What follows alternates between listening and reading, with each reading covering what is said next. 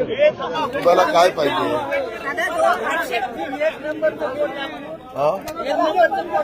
अजितच्या कार्यकर्त्यांनी शरद पवारांच्या कार्यकर्त्याला ठार मारण्याची धमकी दिली असा आरोप शर्मिला पवार यांनी केलाय. तो आरोप दादांत खोटा आहे.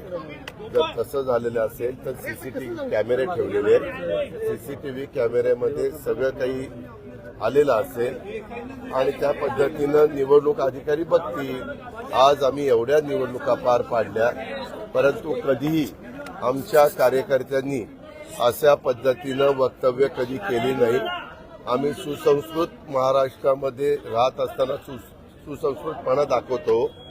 शिवशाहू फुले आंबेडकरांची आमची विचारधारा आहे. असं कधी माझा कार्यकर्ता करणार नाही.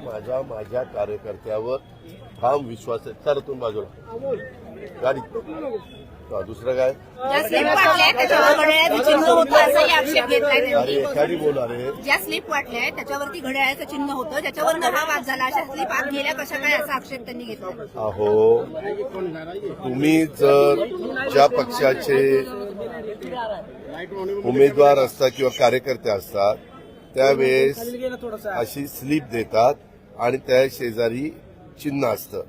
स्लिप दिल्यानंतर घरनं येताना ते चिन्ह असं तिथलं ते फाडायचं असतं. हे आज नाहीये, पहिल्यापासून आहे. त्या संदर्भात इतकं काही त्याला जास्तीत जास्त लोकांनी मतदान करावं. आज आपण पाहताय, आज आता दुपारी 1 वाजून गेला. त्या मानाने मतांची टक्केवारी फार कमी आहे. वास्तविक जास्तीत जास्त मतदारांनी मतदान केलं पाहिजे.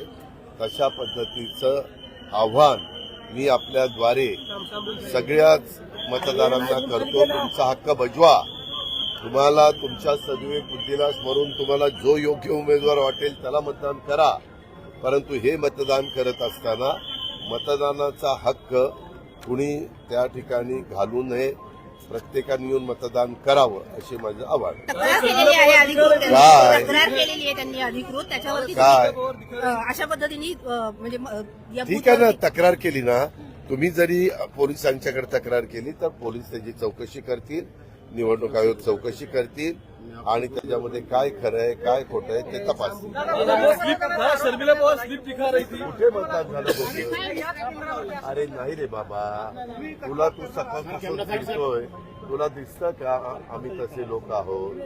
आम्ही एवढं नियमाचं पालन करतोय. तुम्हाला पण मी आज बोलत नाही, मी बाहेर घेऊन तुमच्याशी बोलतोय. मी तुम्हाला सांगतोय तुम्ही त्रास घेऊ नका एवढा, तुम्ही शांत राहा, पण तुम्ही ऐकत नाही. तक्रार जरी कोणी केली तरी त्या तक्रारीमध्ये सगळ्यात तथ्य असतं असं समजण्याचं कारण आहे. मी पण माझ्या आता 5-50 आमदारांना 5-50 कार्यकर्त्यांना सांगेल ज्या तक्रारीला काय अर्थ आहे. त्या तक्रारीमध्ये काही तथ्य असेल, कॅमेऱ्यामध्ये ते कॅच झालं असेल. उलट मला माझा कार्यकर्ता सांगत होता, बूथचा एजंट सांगत होता, दादा मी आतमध्ये बसलो असताना मला आतनं बाहेर काढलं. आतनं बाहेर काढायचा कुणाला अधिकार नाही, तो आहे निवडणूक अधिकाऱ्याला. निवडणूक अधिकारी ठरवेल कोण, आणि एजेंटचा तर बाहेर काढायचा अधिकार नाहीच आहे. शर्मिला पवार कह रही थी उनके पोलिंग एजेंट को धमकाया गया, आपके लोग मेरे पोलिंग एजेंट बिल्कुल वैसे धमकाने वाली बात नहीं करेंगे. और एक बात है, आरोप स्लिप दिखा रही थी दादा, वो स्लिप दिखा रही थी जिसपे घड़ी का साइन है.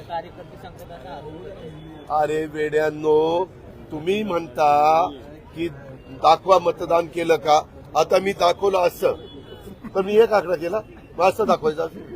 हे असंच दाखवलं ना.